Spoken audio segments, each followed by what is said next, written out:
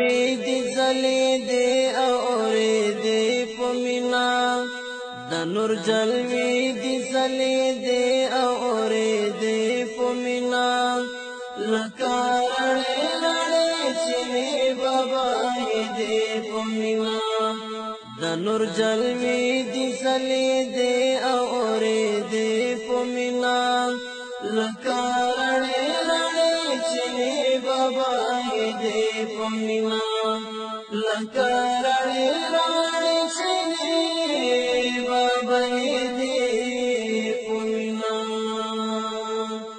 داستا و حسن سسپوز مای ګان ته په غاښ ولاړه داستا و حسن سسپوز مای ګان. بسم الله الرحمن الرحيم.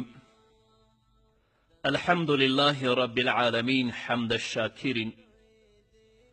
الصلاة والسلام على سيد الأنبياء والمرسلين سيدنا ونبينا وشفيعنا ومولانا محمد وعلى آله وأصحابه الطيبين الطاهرين.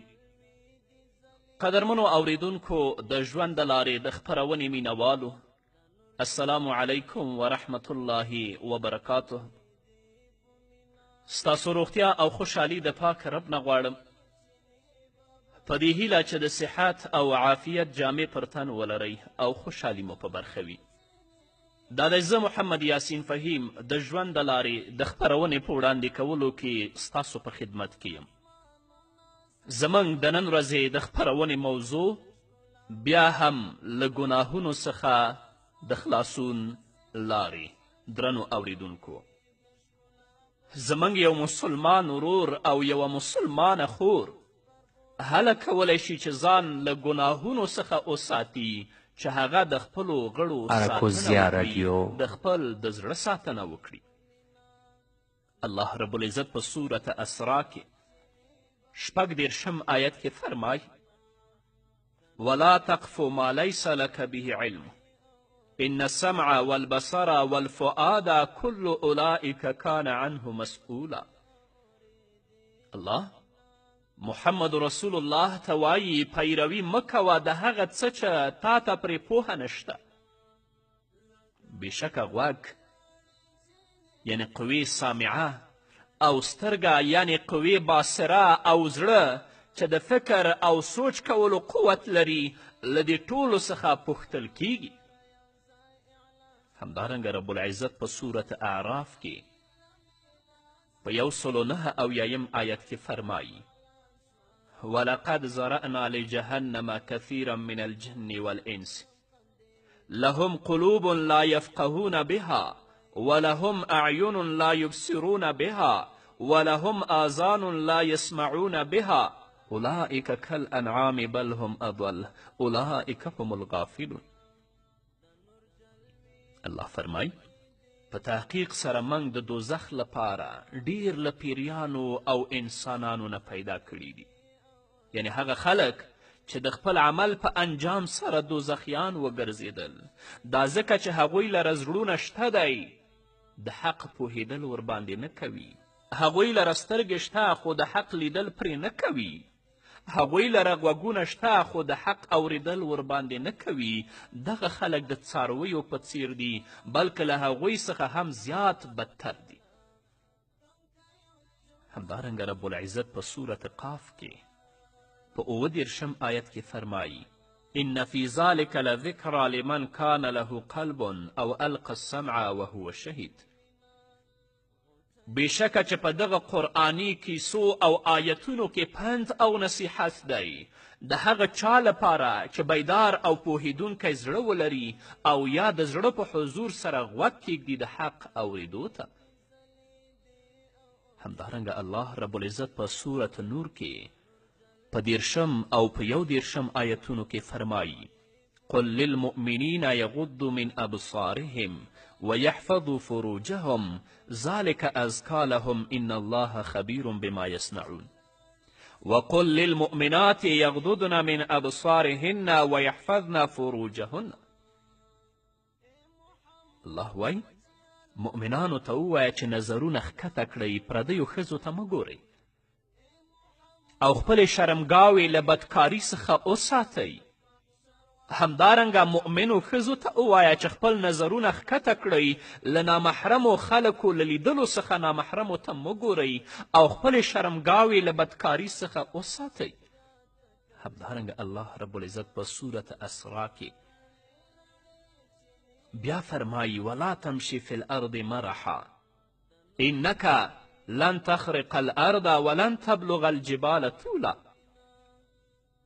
الله وایي تګ مه کوه په ځمکه کې په تکبر سره، بېشکه چې ته به نه ځمکه څیرې کړې په دربولو د پښو، چې کومه پښې په ځمکه دربوې په دې باندې به ځمکه چیرې نه کړې، او نه به د غرونو څوکو ته ورسیږې په اوږدولو د خپل غاړې او د خپل سر سره. همدارنګه الله رب العزت په سورة اسراء کې 53 آیت کې فرمایي وقل لعبادي یقول التي هي احسن، او زما بندگانو ته ووایه چې داسې څه دې ووایي چې غوره او سمه وینا وي. نو قدرمنو اوریدونکو، په دې آیتونو کې الله رب العزت د زړه، غوږونو، سترګو، ژبې، شرمګاه او داسې نورو غړو په ساتنه باندې تاکید کړی دی تر څو یې انسان د ګناه په کار کې استعمال نه کړي. همداراز د دې څرګندونه کړې ده چې ډیر پیریان او انسانان دوزخ ته د زړه، سترګو او غوږونو د بېځایه استعمال له امله داخل شول، او الله رب العزت به د دغو حواسو په اړه پوښتنه کوي چې ای انسانه تا دا په څه کې استعمال کړي ول؟ نو د انسان زړه او نور غړي ډیر اهمیت لري. که چیرې بنده د خیر په کار کې استعمال کړي کامیاب بشي، او که د شر په کار کې استعمال کړي نو له ناکامي، هلاکت او بدبختي سره به مخ شي. غوږ الله درکړی دی چې په دې غوږ باندې ته حق ته غوږ باسه، په دې باندې حق واوره، قرآن واوره، دینی وعظ و نصیحت واوره، د رسول الله ارشادات واوره. که داسې دې استعمال که نو الله به دې جنت ته داخل کړي، الله به دې د ګناهونو نه وساتي. که خدای مکړه په دې باندې د فساد، فحشا، موسیقي او منکرات اوریدل، نو الله رب العزت به د دې حواسو په اړه درنه پوښتنه کوي. هلته به بیا رب ته څه ځواب وایي؟ همدارنګه سترګې او ژبه او شرمګاه. بس رب العزت دې زموږ ورونو او خویندو ته توفیق ورکړي چې دوی د خپلو غړو او د خپلو حواسو ساتنه وکړي تر څو یې رب العزت له ګناهونو نه وساتي او الله یې په نیکه لار او په مستقیمه لار باندې روان کړي. نبی کریم صلی الله علیه وسلم هم په خپلو ارشاداتو کې د زړه او بدن د نورو غړو اهمیت څرګند کړی او د هغې په ساتنه باندې خاص تاکیدات کړي تر څو په دې طریقه سره بنده د ګناه له کارونو څخه وساتلی شي. د بخاري او د مسلم حدیث دی. نبی کریم صلی الله علیه وسلم فرمایي الا ان فی الجسد مضغة اذا صلحت صلح الجسد كله واذا فسدت فسد الجسد كله الا وهي القلب. رسول الله صلی الله علیه وسلم فرمایي خبردار، تنبیه ورکوي، په بدن کې یوه ټوټه د غوښې ده چې هغه کله سمه شي نو ټول بدن سم شي، او که هغه کله خرابه شي نو ټول بدن به خراب او فاسد شي. بیا وایي خبردار هغه زړه دی، الله وهي القلب. همدارنګه د ژبې او د لاسونو د حفاظت په اړه په حدیث کې راغلی دی. د بخاري او د مسلم حدیث دی. راوي د حدیث حضرت ابو موسی اشعری دی. هغه فرمایي ما وویل یا رسول الله کم مسلمان غوره دی؟ نو نبی کریم صلی الله علیه وسلم راته وفرمایل من سلم المسلمون من لسانه و یده. هغه مسلمان غوره او بهتره دی چې نور مسلمانان یې د ژبې او لاس له ضرر څخه سالم پاتې وي. همدارنګه د ژبې او د شرمګاه د ساتنې په اړه محمد رسول الله فرمایي، د بخاري او د مسلم حدیث دی، څوک چې ماته د دوو ژامو ترمنځ یعنی د ژبې او د دوو پښو ترمنځ یعنې د شرمګاه د ساتنې ضمانت راکړي نو زه ورته د جنت ضمانت ورکوم. که د خپل ژبه دې د حق په وینا باندې پرانستې وه، په رښتینولي او په صداقت باندې پرانستې وه، په دعوت او په تبلیغ باندې دې پرانستې وه، محمد رسول الله تا ته د جنت ضمانت کوي. او که خدای مه کړه ژبه دې په شکنځلو، په تهمتو، په غیبتو، په نارواو باندې پرانستې وه، نو ستا لپاره بیا د محمد رسول الله له طرفه د جنت ضمانت نشته دی. همدارنګه که دې ځان د اخلاقي فساد نه وژغوره، رسول الله تا ته د جنت ضمانت کوي. او که خدای مه کړه په نارواو، په حرامو، په زنا او په فحشا باندې اخته وې، بیا ستا لپاره د جنت ضمانت نشته دی. علامه ابن قیم په خپل کتاب کې غاصة اللهفان فی مصاید الشیطان په دې کې لیکي د انسان د ژوند دغه لویه پانګه سترګې، غوږونه، خوله، شرمګاه، لاسونه او پښې د کامیابي او د ناکامي سپرلی ده چې په اهمال او نه ساتنې سره یې له تباهي سره مخ کېدل دي او په ساتنې سره یې کامیابي او نجات حاصلول دي. نو رب العزت دې موږ ته توفیق راکړي چې د خپل د زړه ساتنه، د خپلو د غوږونو ساتنه، د خپلو سترګو ساتنه، د خپلو د ژبو ساتنه او همدارنګه د شرمګاهو ساتنه وکړو چې الله مو د ګناهونو نه وساتي او الله مو جنت ته داخل کړي. لومړی د زړه ساتنه. الله رب العزت په سورة شعراء کې 88 او 89 آیت کې فرمایي یوم لا ینفع مال ولا بنون الا من اتى الله بقلب سلیم. په هغه ورځ یعنی په ورځ د قیامت کې چې نه به شتمنۍ او مال او نه زامن او اولاد ګټه رسوي مګر هغه څوک چې په روغ او سالم زړه باندې راتګ وکړي. چا چې په روغ او په سالم زړه باندې راتګ وکړه هغه به فایدهمن او کامیاب وي. امام ابن رجب حنبلی په خپل کتاب کې جامع العلوم والحکم کې لیکي روغ او سالم زړه هغه دی چې له ټولو آفتونو او بدیو څخه پاک وي. دا هغه زړه دی چې د الله په محبت باندې آباد وي. ټول هغه کارونه خوښوي چې الله ته خوښ وي، له الله څخه ویره لري او له هر هغه کار څخه لرې کیږي چې الله یې نه خوښوي.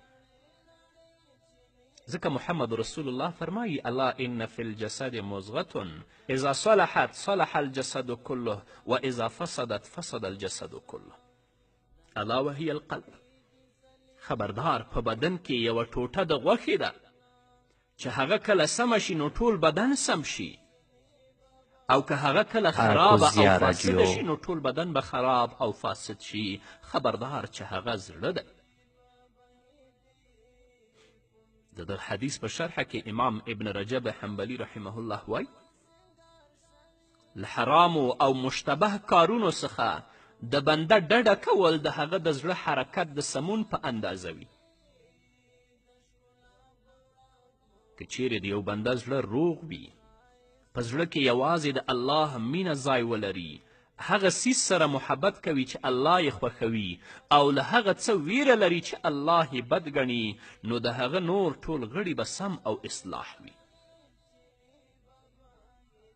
او که چیرې د یو بنده زړه فاسد او خراب وي، د هوس پیروي کوي او د خواهشاتو پسې تلل ورباندې واکمن او غالب وي، نو په دغه صورت کې به د هغه د بدن د ټولو غړو حرکتونه فاسد او ناوړه وي. نو په همدې بنسټ ویلی شو چې زړه د غړو پادشاه دی او نور ټول غړي د هغې لښکر او پیروان دي. نو که چیرې پادشاه نیک او سم وي لښکر هم نیکان او اصلاح وي، او که پادشاه بد او فاسد وي نو لښکر هم بدان او رنګکاري وي. الله دې زموږ زړونه اصلاح کړي چې کله مو زړه اصلاح شه الله رب العزت به زموږ د بدن نور غړي هم اصلاح کړي. په همدې هیله درنو اوریدونکو نور به م واورو خو د یوې دمې نه وروسته. سوی دی د زړه خوښۍ هم خندېدې په مینه لکه رڼې رڼې چینې به بهېدې په مینه د نور جلوې دې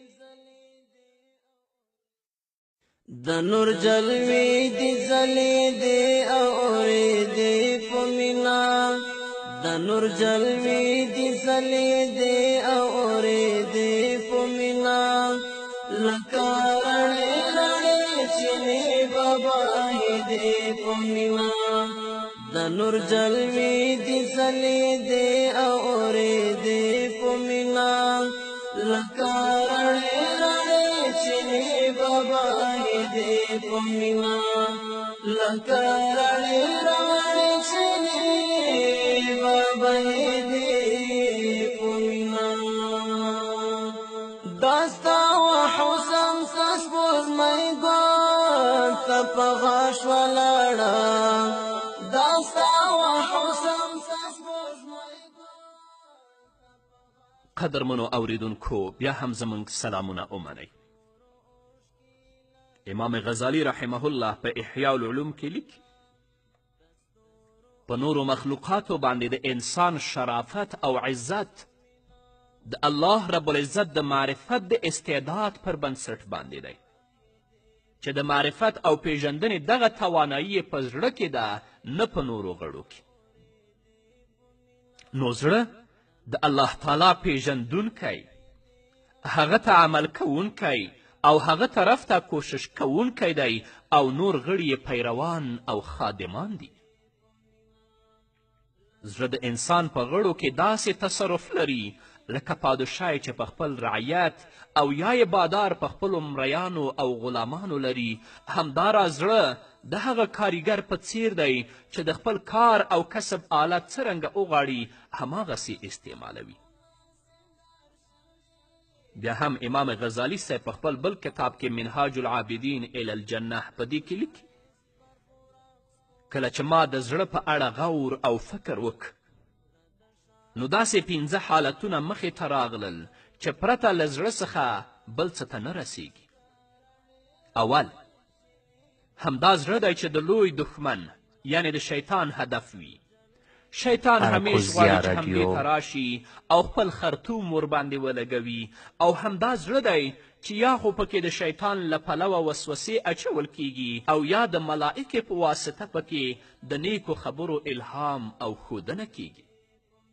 دویم د زړه کار او فعالیت زیات وي ځکه چې عقل او هوس دواړه په همدې کې موجود دي چې د دواړو لښکرې د یو بل په مقابل کې همیش په ټکر او جګړه بوختې وي.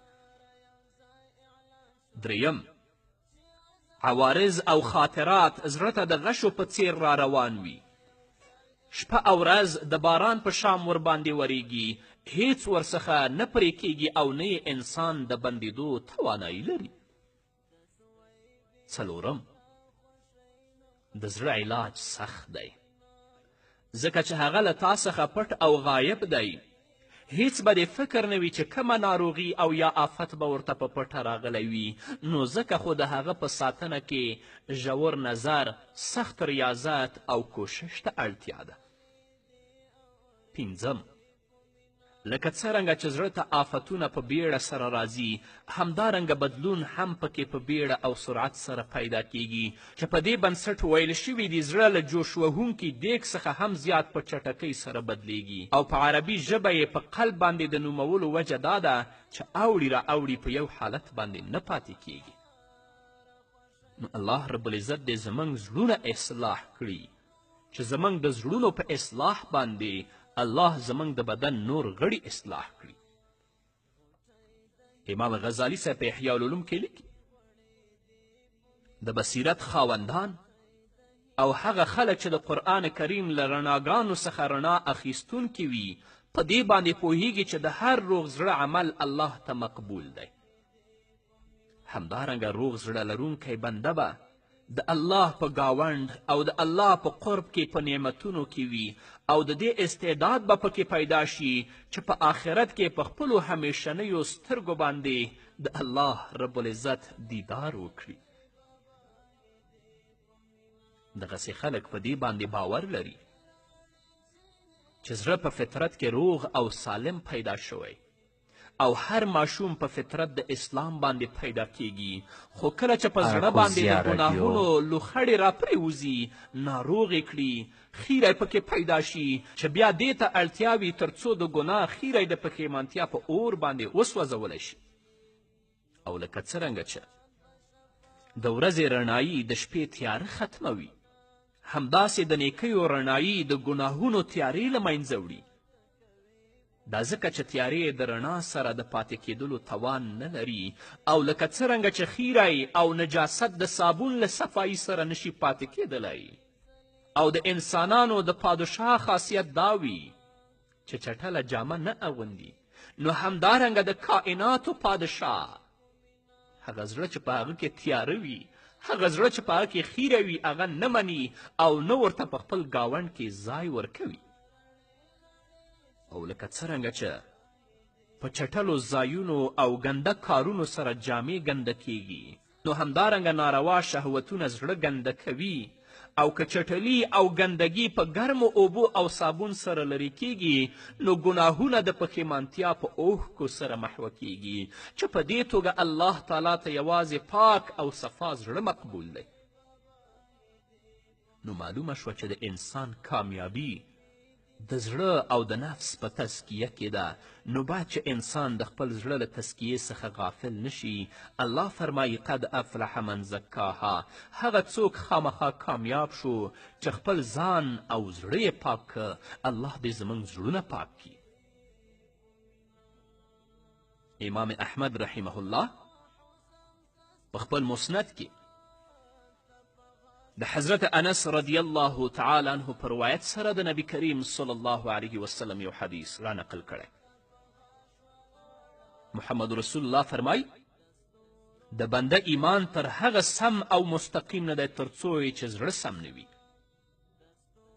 لا یستقیم ایمان عبد حتی یستقیم قلبه. امام ابن رجب حنبلی په خپل کتاب کې جامع العلوم والحکم کې لیکي د ایمان سموالی د غړو او جوارحو په سموالي باندې رامنځته کیږي او غړي هله سم ګرځي چې کله زړه سم او مستقیم وي او د زړه استقامت دا دی چې د الله تعالی د محبت او د هغه د اطاعت په مینه باندې آباد وي او د ګناهونو له کرکې او نفرت څخه ډک وي. حسن بصري رحمه الله یو چاته وویل د زړه علاج او درملنه دې وکړه، بېشکه چې د الله غوښتنه له خلکو څخه د هغوی د زړونو اصلاح کول او سموالی دی. معنا دا چې د الله تعالی غوښتل شوي څیز له بندګانو څخه د دوی د زړونو اصلاح ده او زړه تر هغې نه اصلاح کیږي تر څو چې پکې د الله پیژندنه، د هغه عظمت، د هغه محبت، له هغه څخه ویره، هغه ته امید او پر هغه باندې بروسه او اعتماد کول نه وي مستقر شوي، چې همدا د الله تعالی د یووالي او توحید حقیقت او د لا اله الا الله معنا ده.